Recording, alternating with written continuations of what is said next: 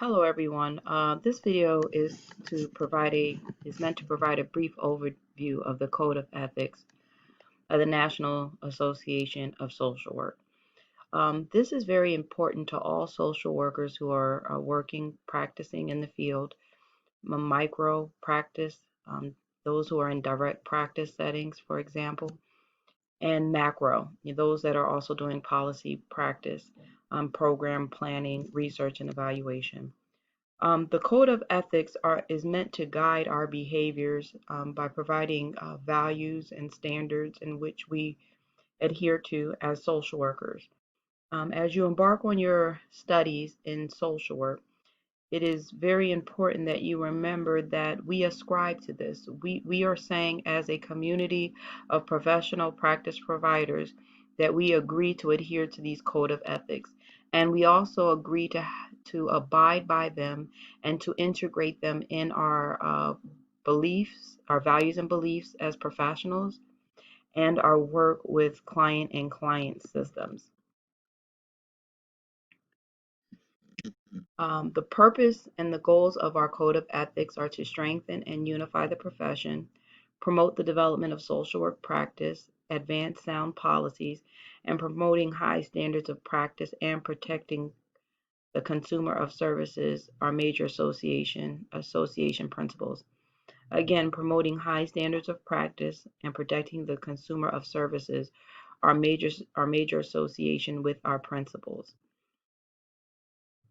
The mission of social work is rooted in a set of core values. The core values are service, social justice, dignity and worth of the person, importance of human relationship, integrity, and competence. As social workers, we deliver services, whether that's in micro, meso, or macro settings. It's a service that is being provided to clients and/or client systems. We are supposed to apply our code of ethics to how we provide services in our respective fields. We also supposed to understand that there is a way that we are supposed to engage in our service with client and client systems. And the belief of integrity, our value of integrity and competence, speaks to that service standard. Social justice is something that as social workers we should always be striving for.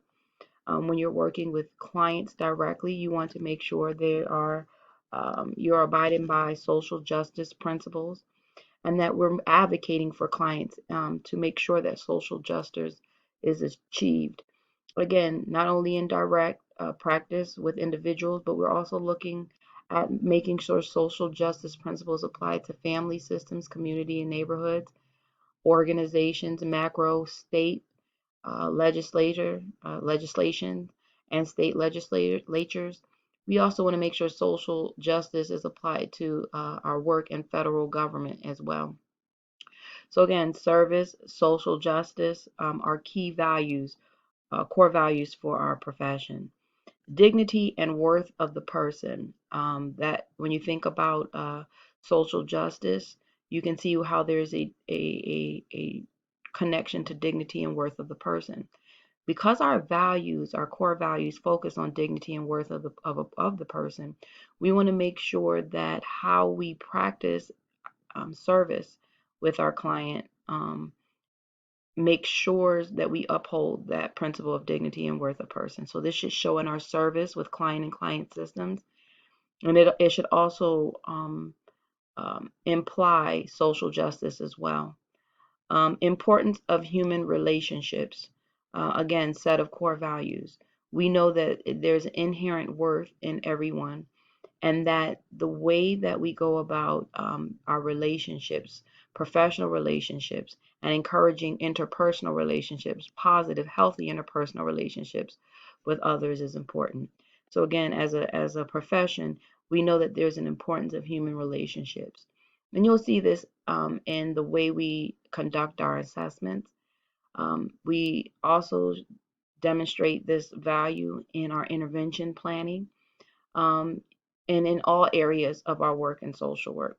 We know that it's important to foster and to develop healthy human relationships. And so you'll see that in the way that we engage our our clients, and again, client systems. Integrity and competence. Again, as social workers, we adhere to the value of integrity, honesty, value, truth. And this is in our service. This is in our work in other areas as well, such as social justice. It also has um, connections to dignity and worth of persons, the person, the social worker, as well as clients. So, and systems. When you think about your work in the field or in agencies, there's a belief or understanding that there's going to be some level of integrity to your work. Integrity is just not about being honest, but it's also in how you do your work. It's adhering to policies. It's the trust that the agency has in you to adhere to policies. It's the trust that we have amongst each others as colleagues. When you think of integrity, think broadly. Not only do you think about your actions with clients and being honest with your assessment results, honest with how you conceptualize interventions with your client, but also when you think about integrity, you want to think about how we present ourselves, being honest about who we are, our capacity to provide service, competence to give service. And sometimes integrity means being honest about your ability not to be able to provide the level of um, service that a client may need. Integrity also speaks to making sure when you submit written work, that it is yours. Think about adhering to standards of academic integrity. Think about how you cite your sources rather than claim them as your own. Integrity speaks to that. In the field, integrity, think about the timesheets you're completing, your logging of your time, coming to work on time, staying as long as you need to get the work done, or based on agency policies. Think about your work with clients. Integrity can encompass many things, but um, the main important thing to remember here with integrity is presenting yourself accurately, being transparent and honest, and competencies, your ability to complete assessments, your competencies, your ability to do interventions. Competency also, evaluation and follow-up speaks to competencies. Competencies also includes practicing with ethical standards and knowing your ethical standards. Competence means delivering services in which you are trained or certified to give. And we have a lot of ways in social work that we make sure that we measure competence and ensure that competence is achieved before social workers begin working with clients. One is the education process. If you look at your syllabus, you'll see that there's a lot of core competencies listed in there. Our job as School of Social Work is to make sure that we demonstrate that competency has been achieved. That is done through your required textbook. That's why it's important that you read your assignments and do all the required readings. There's an expectation, integrity, if as a student that you're completing all these assignments. But it's also measured when you do your discussion boards, competency, whether you're understanding the readings, you're mastering the content in which you need to for competence. You see this in your assignments for school. The grades demonstrate your competency and your ability to show that you're able to apply the principles, the content that you're learning in class, and so forth. But also in actual practice, we have our ways of measuring competency as well. And one way we do that is through your licensure. So as social workers, you'll be licensed. And license is in essence a test measuring your competency, your knowledge of social work practice, service, and principles. So we have many ways that we do this. We also have regulatory bodies that do an overview of competencies, and that will be the Council for Social Work Education. As you know, many schools of social workers are accredited, and part of that process is making sure that we demonstrate that we are delivering competent material to students so that they can be competent in their service. I can go more and more into that, but just to give you those examples, that's how we know competence has been achieved. So these are not just standards that you need to know, but I want you really to think critically about how these core values are embedded in the work as social workers. Um, I also want you to see how these core values show themselves in your learning and your education um, um, at the School of Social Work, but also in your um, practice in your field. How is service? What does service look like in your practice? How do social workers deliver service?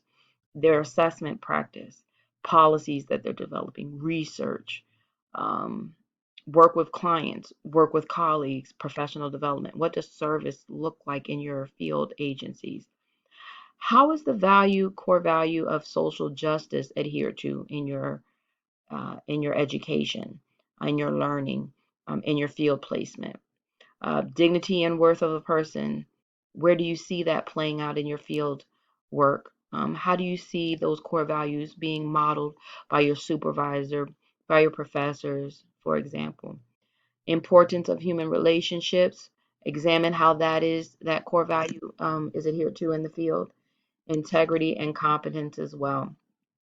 As you challenge yourself to identify these core values and how they present in your learning and in your field, you will then be able to write about standards of practice when exploring different populations in which social workers serve. So again, understand these core values, but not only that, think critically about them and also apply them and demonstrate your understanding of them as you're writing your discussion boards, as you're writing your papers, again, demonstrating that competency piece. Professional ethics are at the core of social work, and we have an obligation to articulate basic values, ethical principles, and ethical standards. There are 6 purposes of the NASW Code of Ethics. The code identifies core values on which social workers' mission is based.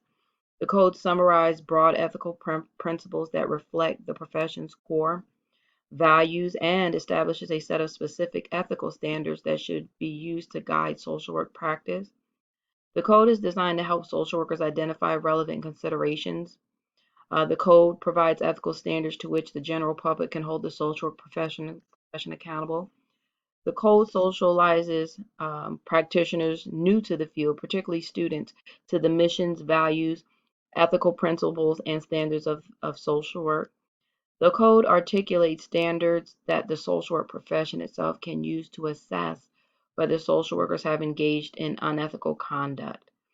NASW has formal procedures to adjudicate ethics complaints filed against its members, i.e., social workers. And in subscribing to this code, social workers are required to cooperate in its implementation, participate in the NASW adjudication proceedings, as well as disciplinary rulings and sanctions. And so that the tone here, it becomes a little bit more stringent and strict. That means that not only as students at this stage of your career, you're learning these principles, but it's really understanding that you're held to a standard of these principles. This means that if any entity, that being a person, an individual, or an agency, or a group, feels that you are not following ethical standards of practice, a complaint can be filed against you. And it's also clear here that when that complaint is investigated and reviewed, the actual standards will be applied to your behavior, and a determination will be made whether you were in compliance with ethical standards or in breach of those ethical standards. And not just to limit ethical standards, social workers must also adhere to agency policies, which is an expectation of ethical standards. But it's another layer of standards and expectations related to behaviors that social workers must follow. That's within your agency. But then there's also another layer when you think about state laws and federal laws. So even though ethics is a different standard that is held, that you are held to, that is provided by the profession, That is not the only standard you must follow. As social workers, again, you are also expected to understand the policies and expectations for behaviors within your agency, as well as your state, as well as the federal and local government. So all these things must be taken serious. There are times where um, you can be in compliance with ethical standards and violating agency standards at the same time. You can be in compliance. Um, your behavior can be ethical but illegal. Be mindful of that, depending on what state you're in. You may feel that you're following the standards, but you may not be in full compliance with the law. So don't think these things are um, connected all the time, because they're not. That's why as social workers, it's important to know what the governing laws are, your agency requirements, and your ethical expectation. Now, one of the things that we consider in terms of ethics are ethical dilemmas. Ethical dilemmas is when the standard of practice isn't always black and white, and it's not that clear. One area to consider is what happens when you feel that you are practicing ethically as a social worker, but that ethical standard or expectation in your behavior conflicts with the policy of your agency. We consider that an ethical dilemma. It could be the same with agency and laws, and so you just need to be mindful of that. Won't go into too much discussion here, but just to have an idea, that is some of the things that we think about when we think of ethical dilemmas.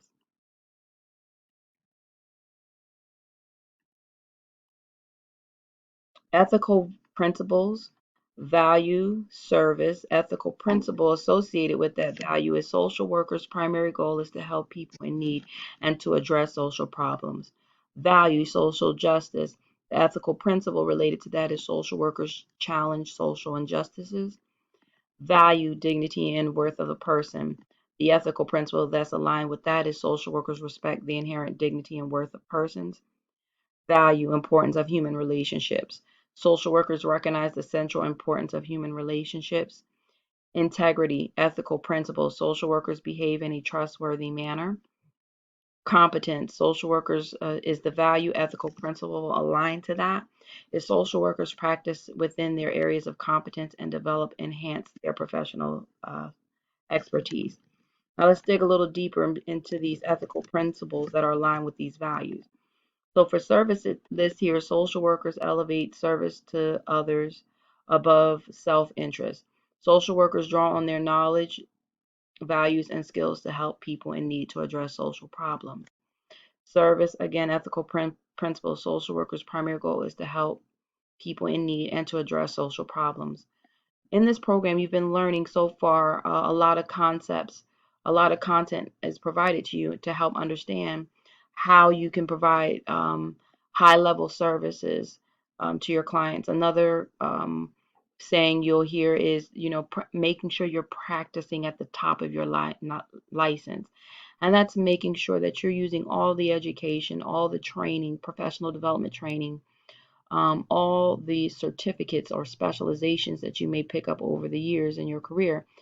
All of those efforts are to enhance your knowledge, right? It's also to make sure that you adhere to values, and it's also making sure that the skills that you're learning are applied to help people address social problems. Again, that's what we think about in service. We think about that with evidence-based work. And so in healthcare settings, for example, service and helping people, we use biopsychosocial assessments to help us understand and assess patients or clients in all areas, biopsychosocial and oftentimes spiritual as well. And then we use those assessments to develop interventions and treatment plans um, for clients, and then we go back and evaluate those interventions to make sure that the outcome that we were looking for actually occurred. Or if it didn't occur, how do we then revise those interventions? We're also making sure that we're using evidence-based interventions in our work with clients. Service also includes, our incorporation of research, understanding that we're using tried and true interventions that have been researched, and that has led to the evidence base in which we draw our interventions from. And so, again, that's just giving you an example of a way that we would look at service in a healthcare setting, for example. In generalist practice, these are just assessments that we may give. Think about the interview with clients, where you're using that interview to do your assessment and gather information about the individual, the family, and their communities. And we use that information to make sure we address the needs that are presented by that client. So one thing we do is find out and assess what the needs are, as well as assist the client with what they report their needs are. And then we develop interventions for that, or we use community resources.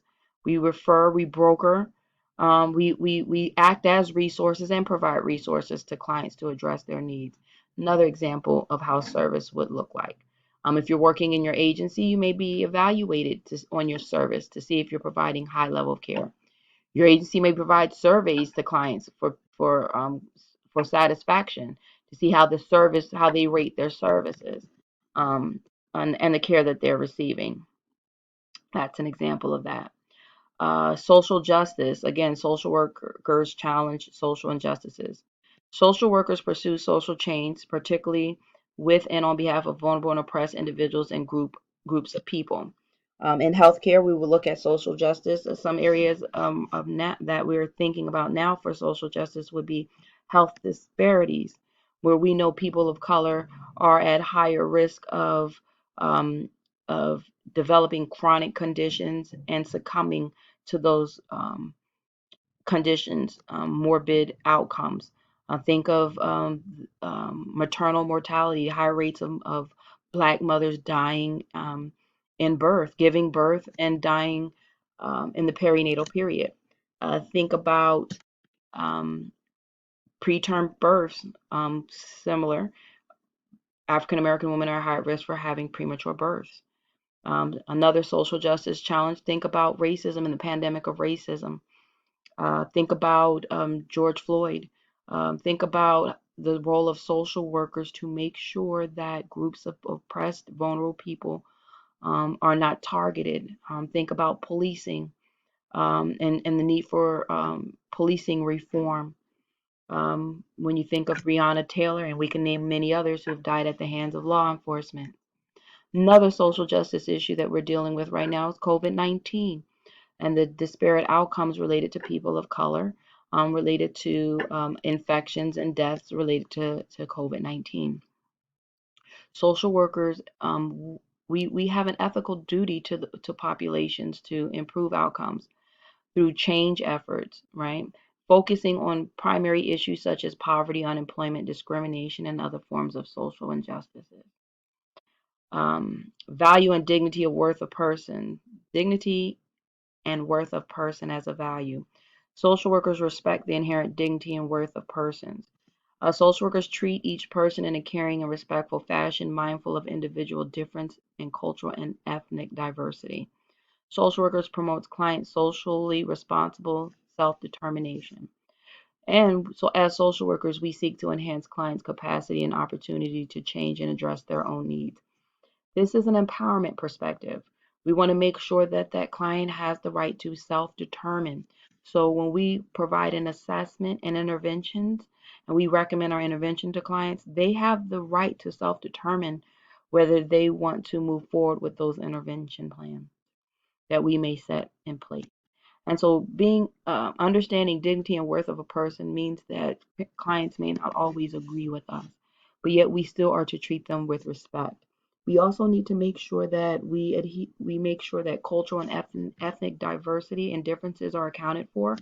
One, by making sure we celebrate and embrace those differences, making sure that work environments for colleagues as well as clients are inclusive, and they don't further marginalize or oppress, particularly populations that are already vulnerable.